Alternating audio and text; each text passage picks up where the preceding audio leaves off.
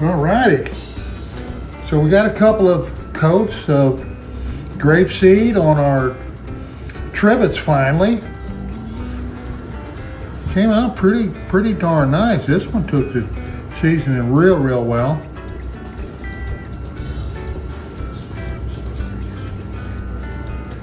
Yeah, we didn't leave anything too heavy or anything on them. They look really nice.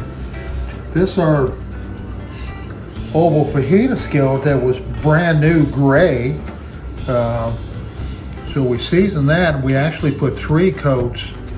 You can see our Made in USA on the back there. So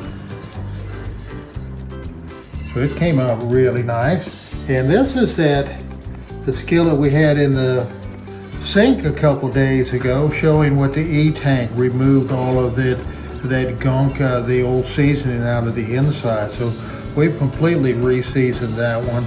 And lo and behold, this was a smooth back. Been trying to determine with the markings in here, the larger pour spouts, it leads me to believe that it's a Wagner. However, the pattern in the bottom is a little bit different. But then when I was finished with the seasoning, I turned it at a certain angle and I can see the light imprint here saying skillet. I can see the LLET and the I ahead of that.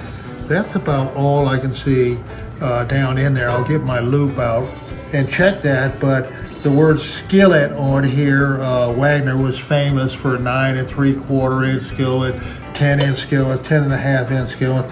So I'm gonna go ahead and call this a Wagner. Wow, what a great find. This is I'm cleaning this for a friend of mine. A friend of mine has an antique store, so he'll be really pleased with that.